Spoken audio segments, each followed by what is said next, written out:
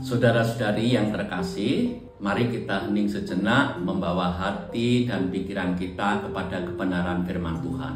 Hari ini kita akan merenungkan sebuah ayat yang seringkali terasa bertentangan dengan cara dunia memandang kekuatan. Matius 5 ayat 5 yang berbunyi, "Berbahagialah orang yang lemah lembut, karena mereka akan memiliki bumi." Mungkin dalam pikiran kita, kekuatan identik dengan ketegasan, ambisi, atau bahkan dominasi. Kita melihat orang-orang yang dalam tanda kutip mengambil apa yang mereka inginkan, yang berteriak paling kencang, atau yang paling berkuasa, seringkali menjadi pemenang di mata dunia. Lalu, apa artinya menjadi lemah lembut? Apakah ini berarti kita harus pasif, tidak memiliki pendirian, atau mudah diinjak-injak? Tentu saja tidak. Kata lemah lembut dalam bahasa Yunani praus memiliki makna yang jauh lebih dalam dari sekedar kelembutan fisik. Ini menggambarkan kekuatan yang terkendali, seperti kuda jantan yang terlatih sempurna. Kuda itu memiliki kekuatan luar biasa, tetapi ia menyerahkan kekuatannya untuk dipimpin oleh penunggangnya. Demikian pula kelemah lembutan bukanlah ketiadaan kekuatan, melainkan kekuatan yang diletakkan di bawah kendali Allah.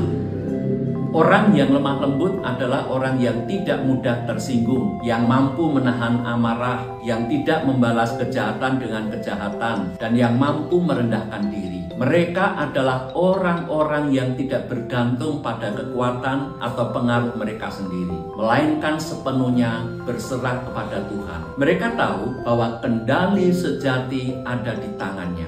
Lalu, mengapa Yesus berkata bahwa orang yang lemah lembut akan memiliki bumi? Ini bukanlah janji akan kekayaan materi atau kekuatan politik dalam pengertian duniawi. Sebaliknya, ini berbicara tentang warisan rohani yang jauh lebih berharga. Pertama, mereka akan menemukan kedamaian batin. Ketika kita terus-menerus berjuang untuk membenarkan diri sendiri, untuk menguasai orang lain, atau untuk mendapatkan apa yang kita inginkan dengan kekuatan kita sendiri, hati kita akan dipenuhi dengan kedamaian. Kita tidak lagi menjadi budak dari ambisi dan ego kita. Yang kedua, mereka akan membangun hubungan yang lebih baik. Kelemah lembutan memungkinkan kita untuk berempati, untuk memaafkan, dan untuk melayani. Ini menciptakan ikatan yang kuat dan tulus dengan sesama yang pada akhirnya membawa sukacita yang lebih besar. Ketiga, mereka akan mengalami kehadiran dan berkat Tuhan secara lebih mendalam. Ketika kita merendahkan diri dan berserah kepada kehendak-Nya, Tuhan dapat bekerja dengan lebih leluasa dalam hidup kita. Mereka yang lemah lembut adalah bejana yang siap diisi oleh anugerah dan kebenaran ilahi. Mereka akan menemukan bahwa bumi yang mereka miliki adalah janji-janji Tuhan yang tak terbatas, berkat-berkat rohani dan kedamaian kekal. Mari kita merenungkan, apakah ada area dalam hidup kita di mana kita cenderung mengandalkan kekuatan kita sendiri daripada menyerahkan kepada Tuhan? Apakah ada situasi di mana kita perlu memilih kelemah lembutan daripada kemarahan atau kebanggaan? Matius 5